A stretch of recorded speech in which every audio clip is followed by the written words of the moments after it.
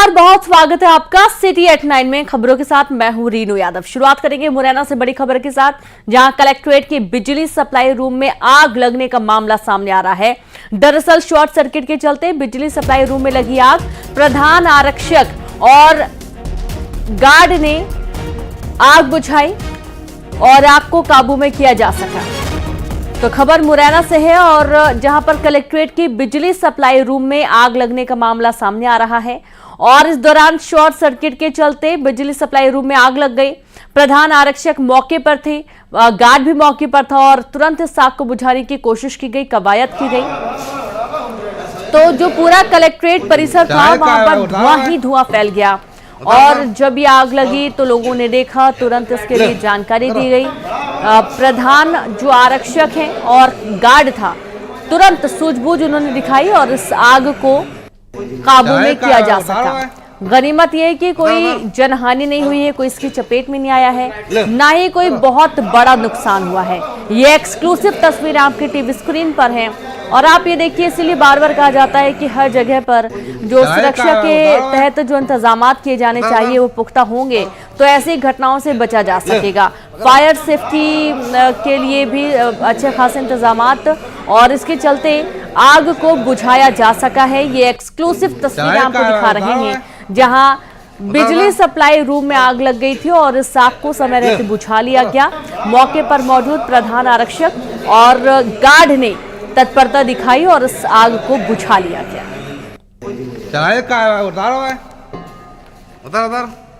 और संवाददाता अमित शर्मा जुड़ गया। अमित, अब आग लगी थी बिजली सप्लाई रूम में और इसे वक्त रहते बुझा लिया गया। बिल्कुल, देखिए, शॉर्ट सर्किट के चलते जिला कलेक्ट्रेट परिसर है उसके विद्युत सप्लाई रूम में शॉर्ट सर्किट के चलते आग लगी। आग धीरे धीरे सुलग रही थी। इसे देख करके गार्ड जो कलेक्ट्रेट में मौजूद था उसने तत्काल पूरे दमकल कर्मियों को इन्फॉर्म किया। उसके बाद दमकल की गाड़ी वहां पहुंचती ही, लेकिन उससे पहले वहां एक प्रधान आरक्षक पहुंचे और उन्होंने जो अग्निशमन यंत्र होता है उस यंत्र के माध्यम से 2 यंत्र खत्म कर दिए और तब जाकर के आग पर काबू पाया गया है। तो बताया जा रहा है कि जो आग थी उस पर काबू पा लिया गया है, लेकिन शॉर्ट सर्किट के चलते जो आग थी वो लगी थी। फिलहाल जो टीम है, दमकल विभाग की टीम है, वो भी पहुंच गई है और विद्युत विभाग की टीम भी पहुंच गई है। जांच कर रही है कि आखिर किस तरीके से शॉर्ट सर्किट हुई थी और कहां से शॉर्ट सर्किट हुई थी। इन सभी को लेकर के जांच की जा रही है, क्योंकि कलेक्ट्रेट परिसर में आग का मामला है तो इस बात को लेकर के जांच की जा रही है, क्योंकि आग अगर थोड़ी भी लापरवाही बरती जाती थी एक भीषण रूप धारण कर सकती थी। बिल्कुल, बहुत शुक्रिया आपका हमें जानकारी के लिए। तो अगर आग बढ़ती तो वाकई में बहुत नुकसान होता, दस्तावेज खराब होने का डर रहता, लेकिन गनीमत ये रही कि समय रहते इसे मौके पर ही बुझा लिया गया। ये एक बार फिर से एक्सक्लूसिव तस्वीरें देखिए और शॉर्ट सर्किट की वजह से आग लगने की बात बताई गई है। भिंड में न्यूज 18 की खबर का बड़ा असर हुआ है। स्कूल में छात्रों की पिटाई करने पर मामला दर्ज किया गया। कांग्रेस नेता बच्चों को लेकर एसपी ऑफिस पहुंचे। पिटाई करने वाले शिक्षक के खिलाफ केस दर्ज किया गया। बच्चों की पिटाई झाड़ू लगवाने पर केस दर्ज हुआ है। 12 से ज्यादा छात्र छात्राओं ने शिकायत की थी। कलेक्टर ने शिक्षा विभाग को जांच के आदेश भी दिए हैं। अटेर थाना क्षेत्र के खड़ीत गांव का ये पूरा मामला बताया जा रहा है, जहां पर छात्र छात्राओं ने कलेक्ट्रेट पहुंचकर इसका विरोध भी किया गया था और न्यूज 18 ने इस खबर को दिखाया था, जहां खबर का बड़ा असर हुआ है। स्कूल में छात्रों की पिटाई करने पर मामला दर्ज हुआ। कांग्रेस नेता बच्चों को लेकर एसपी ऑफिस पहुंचे और पिटाई करने वाले शिक्षक के खिलाफ केस दर्ज किया गया।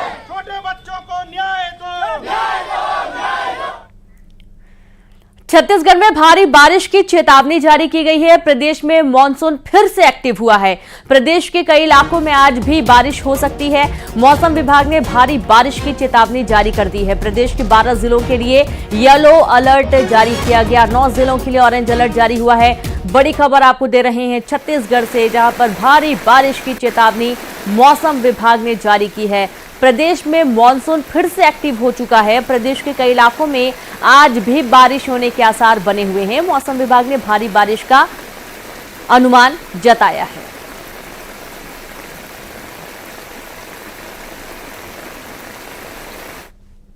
वहीं मध्य प्रदेश में बारिश से मिलेगी थोड़ी राहत। जी हां, एमपी में बारिश से 3 दिन मिलेगी राहत। कुछ दिन तक थमेगा बारिश का सिलसिला।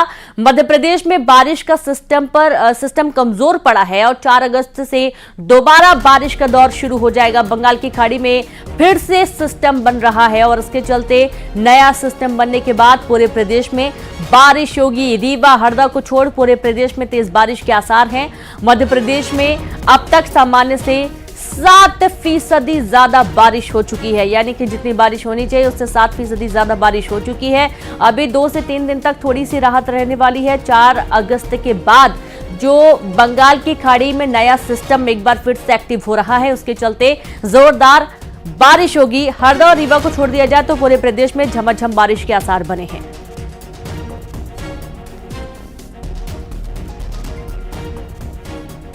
तो 4 अगस्त से फिर से बारिश होने का सिलसिला शुरू हो जाएगा।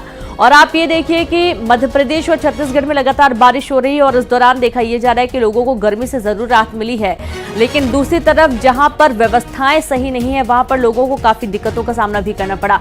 सीधे रुख करेंगे भोपाल से संवाददाता शैलेंद्र चौहान। तनु वर्मा रायपुर से लाइव जुड़ गई हैं। तो शैलेंद्र, आपके पास आते हैं। लगातार बारिश हो रही थी, लेकिन अब 2 से 3 दिन तक राहत मिलने की बात सामने आ रही है। जी देखिए, बिल्कुल पिछले 1 सप्ताह से मध्य प्रदेश में झमाझम बारिश हो रही थी और मजबूत सिस्टम बना हुआ था, जिस कारण लगातार सभी जिले भीगे हुए थे। लगातार झमाझम बारिश हो रही थी और इसी कारण ऑरेंज और रेड अलर्ट तक जारी किया गया था। लेकिन कल के बाद बारिश थमी है और जो बंगाल की खाड़ी से जो लो प्रेशर एरिया जो सिस्टम बना था वो काफी कमजोर हुआ है, दूसरे राज्य की तरफ रुख किया है। इसके चलते मध्य प्रदेश में आने वाले 2 से 3 दिन काफी राहत रहेगी। जिस तरह बारिश हो रही थी, जिस तरह एसडीआरएफ की टीमों को तैनात किया गया था, कहीं ना कहीं बाढ़ का खतरा भी मंडरा रहा था, वो फिलहाल आने वाले 3 दिन अब राहत के हैं। तो मध्य प्रदेश के जो निवासी है वो थोड़ा राहत महसूस करेंगे, क्योंकि लगातार बारिश से जनजीवन अस्त व्यस्त हो चला था। कहीं ना कहीं दिक्कतें लगातार आवागमन को लेकर आ रही थी, उससे सब्जियां तक महंगी हुई थी, सभी चीजों पर असर पड़ रहा था, रोजमर्रा के जीवन पर भी असर पड़ रहा था। लेकिन आने वाले 3 दिन थोड़े राहत भरे हैं। उसके बाद बंगाल की खाड़ी में जो टर्फ सिस्टम है वो एक बार फिर 4 अगस्त से मजबूत होगा और एक बार फिर से बारिश तेज होगी, झमाझम बारिश होगी। और ये संभावना फिर जताई गई है कि आने वाले 4 अगस्त के बाद आने 1, 2 से 3 दिन काफी तेज बरसात होने वाली है और उसको लेकर एक बार फिर मौसम विभाग ने भी अलर्ट किया है। लेकिन फिलहाल अभी राहत के जो 3 दिन है वो एक सुकून भरी बात है, क्योंकि सभी नदियां उफान पर थी, लगातार नदी नाले ऊपर बह रहे थे और तालाबों में भी खतरे के निशान के ऊपर पानी जाने की स्थिति बन चुकी थी। लेकिन बारिश थमने से फिलहाल काफी राहत है और अब इंतजार है कि 4 अगस्त के बाद जो बारिश होगी उसके इंतजाम किस तरह किए जाए। एसडीआरएफ की टीमें भी अब 4 अगस्त के बाद को लेकर तैयारियां कर रही है। प्रशासन भी अलर्ट मोड पर 4 अगस्त के बाद रहेगा, ताकि अगर इस तरह की कोई बारिश से संभावना या बाढ़ जैसी स्थिति बनती तो उससे निपटा जा सकेगा। बिल्कुल। और तनु, आपके पास आते हैं। छत्तीसगढ़ में कैसे हालात हैं? मौसम विभाग ने जताया अनुमान कि यहां पर बारिश होगी, और फिलहाल आज कैसा मौसम है? आने वाले समय में किस तरीके के हालात रहने वाले हैं? जी बिल्कुल, देखिए छत्तीसगढ़ में मानसून एक्टिविटी जो है वो अब बढ़ गई है और बंगाल की खाड़ी में बन रहे लो सिस्टम प्रेशर की वजह से छत्तीसगढ़ के लगभग 33 जिलों में लगातार बारिश का दौर जो है वो देखने को मिल रहा है। और बीते रात से ही छत्तीसगढ़ के कई इलाकों में झमाझम बारिश जो है वो देखने को मिली है। इसके साथ ही मौसम विभाग ने आज भी 11 जिलों के लिए येलो अलर्ट और 9 जिलों के लिए जो है ऑरेंज अलर्ट जारी किया है। और ये दोनों अलर्ट ही 24 और 48 घंटे के लिए छत्तीसगढ़ के सभी 33 जिलों के लिए जो है वो जारी किया गया है। तो ऐसे में इन सभी जिलों में छत्तीसगढ़ के आज झमाझम बारिश का दौर जो है वो देखने को मिलेगा। इसके साथ ही 3 अगस्त तक छत्तीसगढ़ में मौसम का मिजाज जो है यूं ही बने रहने की संभावना है। वहीं बीती रात राजधानी रायपुर की मैं बात करूं तो राजधानी रायपुर में भी अच्छी बारिश का दौर जो है वो देखने को मिला और इसके साथ ही जल भराव वाली स्थिति भी जो है एक हल्की बारिश में राजधानी रायपुर में देखने को मिली। वहीं आवागमन भी जो है बारिश के चलते पूरी तरह से बाधित रही और सड़कों पर और शहर की निचली बस्तियों में भी जल भराव वाली स्थिति जो है वो देखने को मिली है और लगातार अभी बारिश का दौर जो है ये जारी रहेगा। वहीं राजधानी रायपुर के आज के मौसम की मैं बात करूं तो राजधानी रायपुर में आज सुबह से ही बादल जो है वो छाए हुए हैं। ऐसे में कहा जा सकता है कि देर शाम या दोपहर तक यहाँ पर फिर बारिश का जो दौर है वो देखने को मिले। फिलहाल मैक्सिमम टेम्परेचर में यहाँ पर जो है गिरावट देखने को मिल रही है और मौसम जो है वो सुहाना हो गया और उमस और बेचैनी से लोगों को जो है राहत मिली है। तो वहीं दूसरी ओर लगातार हो रही है बारिश के चलते आम जनजीवन भी जो है अस्त व्यस्त हो गया है। जी बिल्कुल, बहुत शुक्रिया आप दोनों का तमाम जानकारी साझा करने के लिए। तो इस तरीके से लगातार बारिश हो रही है छत्तीसगढ़ में और मध्य प्रदेश में, लेकिन 2-3 दिन तक थोड़ी राहत मिलने की जरूर आसार बने हुए हैं। आगे बढ़ेंगे। दुर्ग में ट्रेन में मिला लाखों का गांजा। वॉलंटियर ट्रेन में लाखों के लावारिस गांजा मिलने की सूचना मिली। वॉशिंग लाइन में सफाई के दौरान मिला 36 किलो गांजा। आरपीएफ ने दर्ज किया केस। जब्त गांजे की कीमत तकरीबन 7,20,000 रुपए बताई जा रही है। दुर्ग का ये पूरा मामला है और आप ये देखिए कि ट्रेन में लाखों का गांजा मिला है। वॉलंटियर ट्रेन में लाखों का गांजा मिलने का मामला। वॉशिंग लाइन में के सफाई के दौरान 36 किलो गांजा मिला। आरपीएफ ने दर्ज किया केस। जब्त गांजे की कुल कीमत 7 लाख से ज्यादा बताई गई है और अब आगे की कार्रवाई की जा रही है।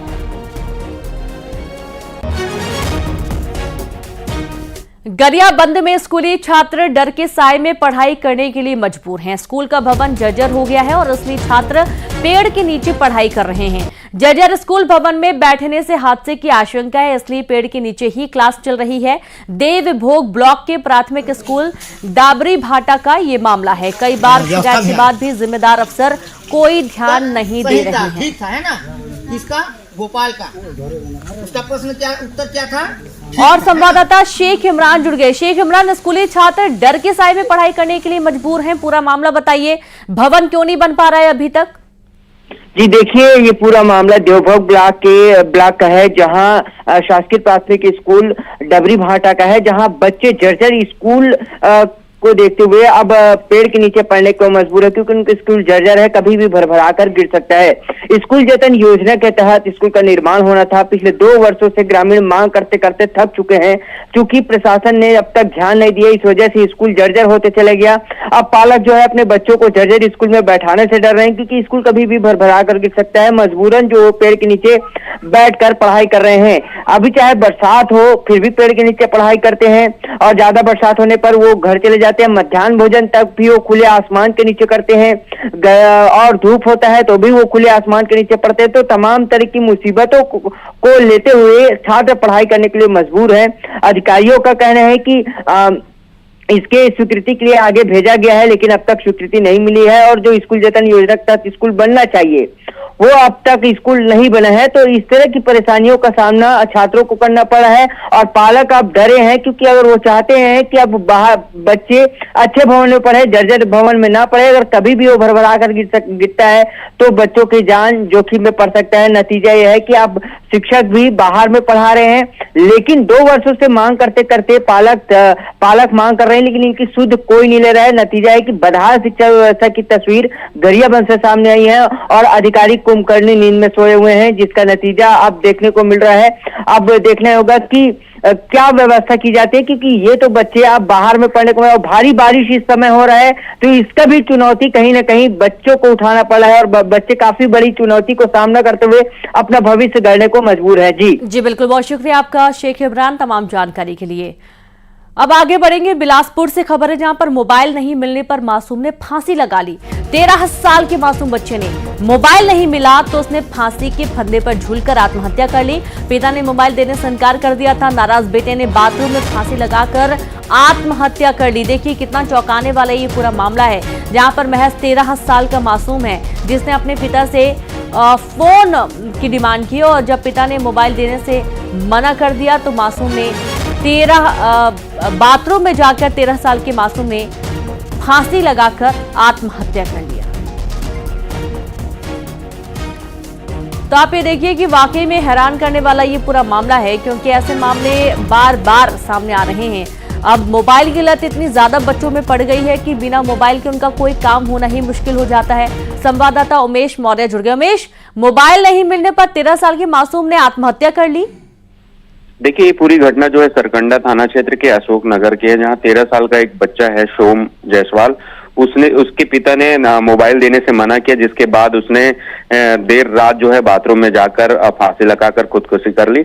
पूरी घटना को देर रात उसकी दादी जो है वो पोते को फांसी पे झूलता हुआ देखी, जिसके बाद घर में हड़कंप मच गया और रो रो कर परिवारजनों का जो है बुरा हाल है। लेकिन कहीं ना कहीं ये जरूर है कि परिजन जो है अपने बच्चों को शांत कराने के लिए या उन्हें किसी काम उनको अपने कामों से डिस्टर्ब ना हो इसलिए मोबाइल को थमा देते हैं, जिसकी कहीं ना कहीं जो बच्चों का वर्चुअल दुनिया से जो है वो कहीं ना कहीं घुसते जा रहे हैं। ऐसे में जरूरत है कि परिजनों को अपने बच्चों पर ध्यान देने की जरूरत है।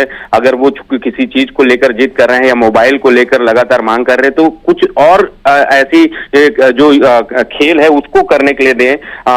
वर्चुअली जिस तरीके से मोबाइल को लेकर कि ज्यादातर जो बच्चे होते हैं मोबाइल टैब टीवी की दुनिया में घुस चुके हैं, और टीवी तो फिर भी थोड़ा ठीक था लेकिन मोबाइल तो बहुत ही खतरनाक होता जा रहा है बच्चों के स्वास्थ्य के लिए, उनके मानसिक विकास के लिए। बहुत शुक्रिया आपका जानकारी के लिए उमेश।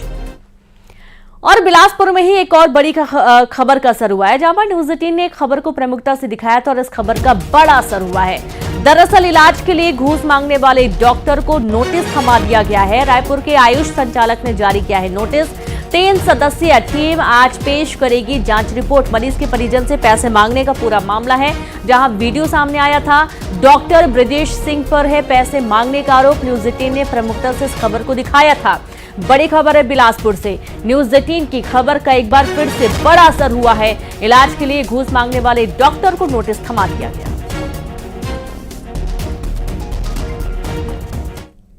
और अब भोपाल से खबर है, जहां लाडली बहनों को मिलेगी खुशखबरी। आज एमपी की लाडली बहनों को खुशखबरी मिलने वाली है। जी हां, रक्षाबंधन पर सीएम डॉक्टर मोहन यादव 250 रुपए राशि लाडली बहनों के खातों में ट्रांसफर करने वाले हैं।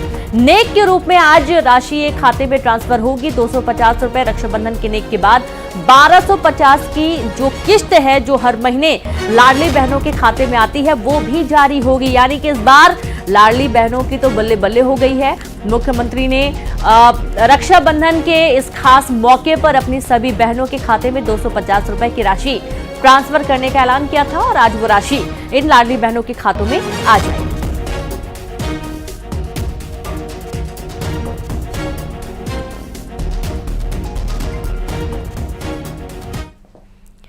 छत्तीसगढ़ में आज महतारी वंदन की 6वीं किश्त जारी होगी। सीएम साय जारी करेंगे किश्त। महतारी वंदन ऐप की भी लॉन्चिंग होने वाली है और ऐप के माध्यम से प्रति माह भुगतान होगा और भुगतान किए गए बैंक खाते की जानकारी होगी। महतारी वंदन योजना के हितग्राही की असामयिक मृत्यु की भी जानकारी मिलेगी। जगदलपुर के महिला सम्मेलन समारोह में करेंगे कई घोषणाएं, जहां 3061 महिला स्व सहायता समूहों को 100 करोड़ का लोन भी सीएम साय आज वितरित करने वाले हैं। तो आज मध्य प्रदेश के साथ ही साथ छत्तीसगढ़ में भी महिलाओं के लिए ये खास मौका है। प्रदेशवासियों को नमस्कार। माताओं बहनों, महतारी बंधन योजना की 6ठी किस्त आपके बैंक खाते में 1 अगस्त को भेजी जा रही है। माननीय प्रधानमंत्री मोदी जी ने आपसे जो वायदा किया था उसे हम महीने की पहली ही तारीख को पूरा करते रहेंगे। आपका सुख और संतोष हमारे लिए सर्वोपरि है। हम सभी अपनी माँ और धरती माँ का ऋण कभी नहीं चुका सकते, लेकिन हम इसके लिए विनम्र कोशिश जरूर कर सकते हैं। आइए अपनी माँ और धरती माँ का वंदन करें और एक पेड़ माँ के नाम अवश्य लगाएं। जय जोहार। बैतूल जिला अस्पताल में 48 घंटे में 2 प्रसूता की मौत के बाद कलेक्टर ने औचक निरीक्षण किया। कलेक्टर नरेंद्र सूर्यवंशी रात 9 बजे जिला अस्पताल पहुंचे, जहां अस्पताल में अव्यवस्था देखकर उन्होंने प्रबंधन को जमकर फटकार लगाई। मरीजों को दिए जाने वाले भोजन की क्वालिटी देखकर कलेक्टर भड़क गए। वहीं अस्पताल के भीतर वाटर फिल्टर के आसपास फैली गंदगी को देखकर भी नाराजगी जताई गई। अस्पताल परिसर में ठेले, गुमटी और अतिक्रमण पर नगर निगम के अधिकारियों को भी फटकार लगाई गई। उन्होंने अस्पताल प्रबंधन और नगर पालिका निगम के अधिकारियों को जल्द व्यवस्था सुधारने के निर्देश दिए और सुधार नहीं होने पर सख्त कार्रवाई की चेतावनी दी गई है। पत्रकार न्यूज़ 24।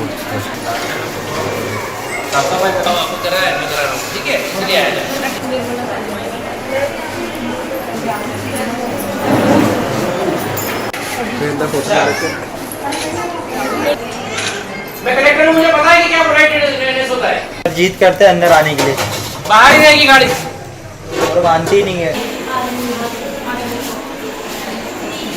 डस्टबिन रखवाइए लोगों को शराब आज किसका है ये लखो नहीं है अभी रात भी हो जाएगा भाई तो उसको बुलाइए ना वेस्ट है वो डस्टबिन में डालिए खाने पीने का ही अपना जो घरेलू वेस्ट है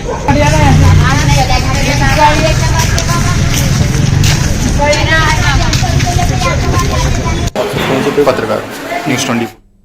देखा है यहाँ पे थोड़ा भोजन में हल्के से सुधार की जरूरत है। बाकी कुछ साफ सफाई की व्यवस्था होती है तो हमने लोगों को यहाँ पे समझाया है कि जो अपना वेस्ट है उसको डस्टबिन में डालें और डस्टबिन की पूर्ति करने के भी सीएमएचओ को निर्देश दिए हैं। अनावश्यक रूप से रेफर नहीं होना चाहिए, जिसके संबंध में मैंने और सीएमएचओ ने सभी डॉक्टर्स को निर्देशित किया है कि छोटी छोटी बातों के लिए रेफर न करें और लोगों को मौके पर इलाज दें।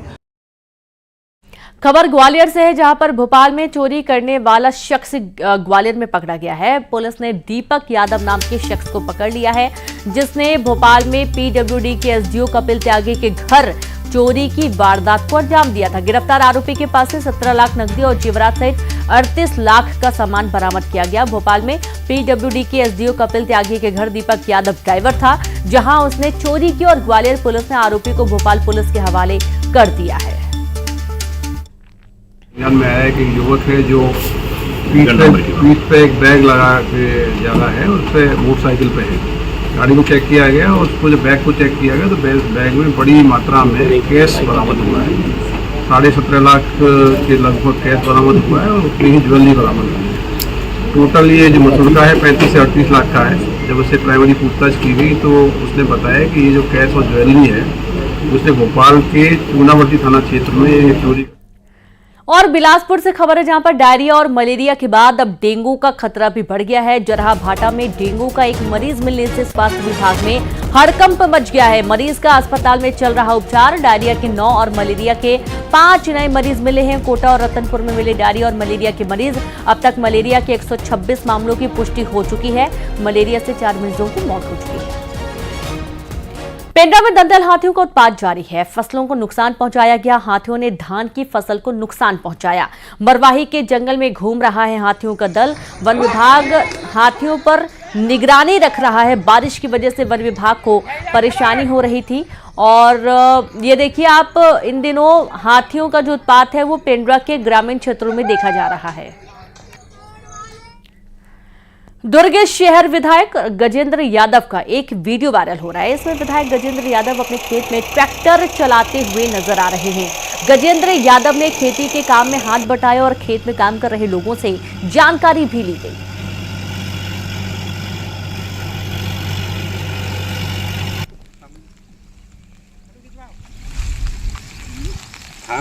लगी ना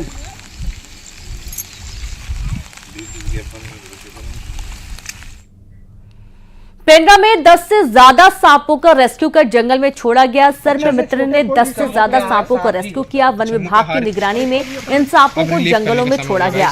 सर्प मित्र द्वारिका कोल 10,000 से ज्यादा सांपों का सफल रेस्क्यू कर चुके हैं। सकते हैं भारत का सबसे विशाल। और चलिए अब देखेंगे 20 बड़ी खबरें तेज अंदाज में।